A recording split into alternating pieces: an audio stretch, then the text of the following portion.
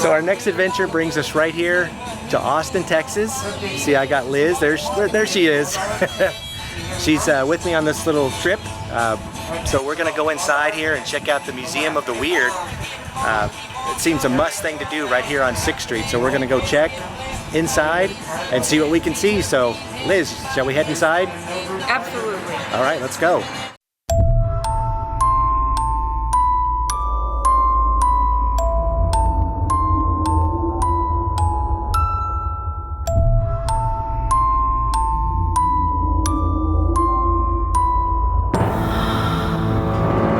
Thanks, Liz. He said thank you.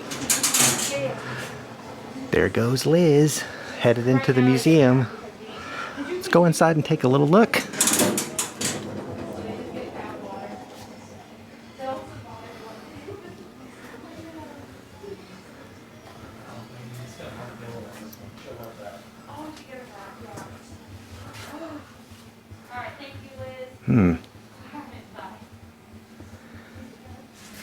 I don't know, that guy kind of looks like Jack Nicholson to me.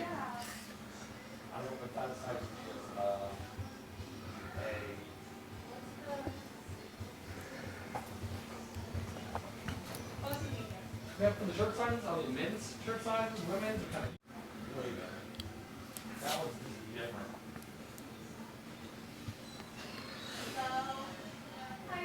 This is what happens when you don't have a hearty breakfast. Out in the Piney Woods area of East Texas roams the legendary Bigfoot.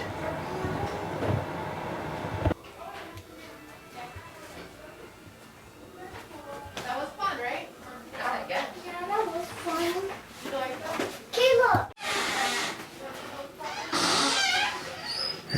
Here's a display showing the Yeti. He's right over here to the right. Looks more like a gorilla, but who am I to judge?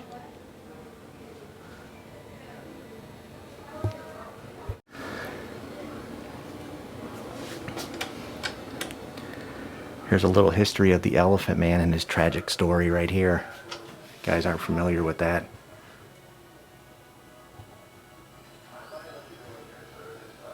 Here's his display.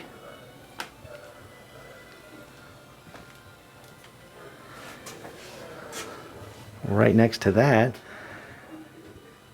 we have a body of an alien that's supposedly buried out in Aurora, Texas, pertaining to a UFO crash back in 1897. I've heard about this, and that's definitely going to be a future video. Aurora, Texas is out by Azle, so we'll definitely make our way up there to check this out.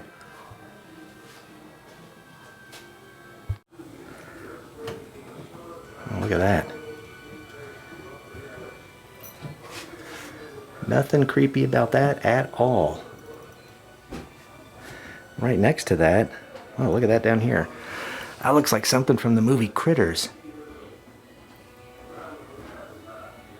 Actually, oh, it's not. It's a prop from the Tales from the Dark Side movie. Right here. Interesting. Right next to that,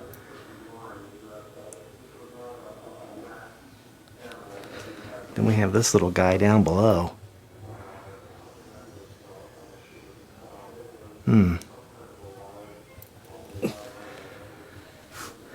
Right here, looks like something from, pretty sure it's something from Gremlins. Did you see this? It doesn't say though, but I'm pretty sure that's where it's from.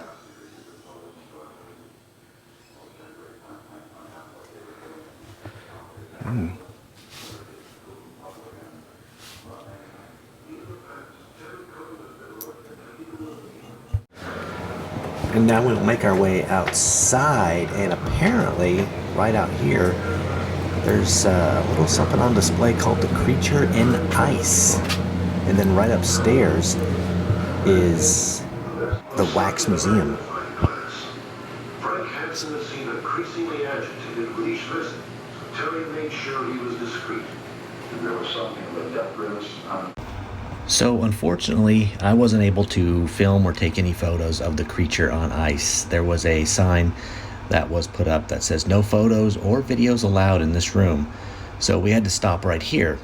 So unfortunately, we weren't able to show you guys the creature in ice. But let me just say, it was pretty fascinating to see in person. But instead, I'm going to insert a little clip in here that will kind of give you a little brief history of the creature. Known as the Minnesota Iceman, entombed in a glass-topped coffin, he was the star exhibit in a traveling show which drew astonished crowds in the late 1960s. The keeper of the corpse, Frank Hansen, claimed it had been found locked in an ice floe off Siberia in the Sea of Okhotsk. For the show, the ice was painstakingly pared down over the body. Zoologist Bernard Heuvelmans has spent a lifetime on the track of unknown animals. By chance, he was staying with a colleague in America when the Minnesota Iceman was revealed. They hastened to examine it. There was no doubt that we were looking at some sort of man. Not Homo sapiens, but some sort of strangely hairy man. We were struck by many things, the enormous hands and the enormous feet, and also, more especially, the features of the face, because it was absolutely unlike any man on earth. It was obvious that this creature had been killed, because the one eye was completely missing, and the other was hanging out of the socket. And it had blood all around, so we thought it was probably shot in one eye, and the bullet made the other eye pop out. At first, Heuvelmans had expected a fake, but now he believes the Iceman was genuine. From seeing it, there is no question that the Iceman could be a hoax, a faked dummy, rubber dummy, or what have you, as they told in the press. When you have seen something, we examined this creature for 3 days, very carefully, and we were very suspicious, I can tell you, at the start. But after a while, that was quite ruled out. No, there is absolutely no doubt for me that I have been examining a Neanderthal man. I guess we're going to head upstairs and see what the Wax Museum has to offer. Let's go take a look. According to the signs, it's apparently some type of freak show, live acts and living exhibit, so... Whoa, there's me. Yikes. Okay.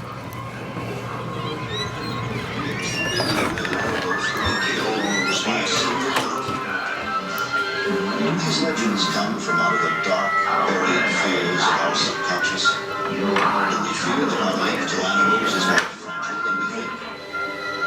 The literal werewolf does not exist. It's only a myth, only a creature. In the beginning, I said that Over to the side here in a glass display, I've noticed a mini Edward Scissorhands. This was especially true of Lionel, the Lion Man, who looked as if he'd stepped out of the tale of Beauty and the Beast. Lionel's real name was Stefan Bibrowski. He was born in Poland in 1890. Hide behind a veil. In the early 1900s, he became a consummate circus performer. He was soon making $500. Two-bodied lamb. That was a lot of money when we consider Two-faced calf, or excuse me, a three-eyed two-faced cow. Fact and fiction. Twin piglets in a jar.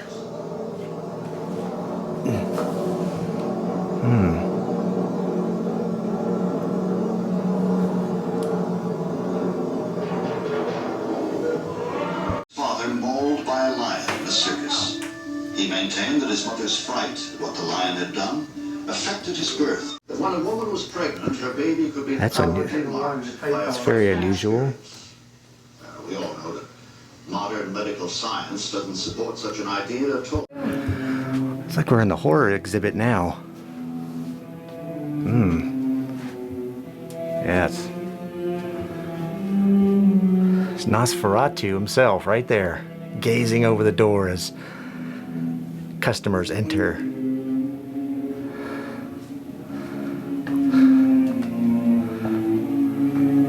Oh wow. House of Wax and from the Curse of Frankenstein right there. And high above, watching, is the Wolfman and the creature from the Black Lagoon. And then this guy right here, big brain and all. There's Dracula himself right there. Up above, Dr. Jekyll and Mr. Hyde.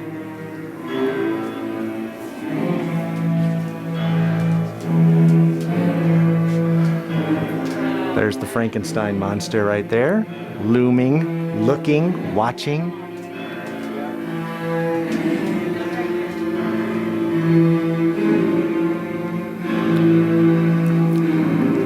There's the man who played Frankenstein's Boris Karloff.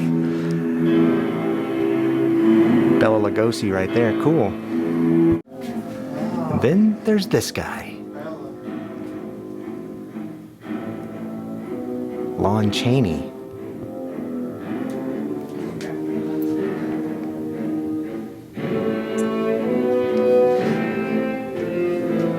The Hunchback of Notre Dame. And the Phantom of the Opera. There's some kind of plaster mask. It's not the Phantom I know, but that's him right there, the original Phantom of the Opera. Right here as you exit the museum, and this is really cool. You have the alien right here to greet you as you leave. Get a shot of his whole body. This thing's enormous.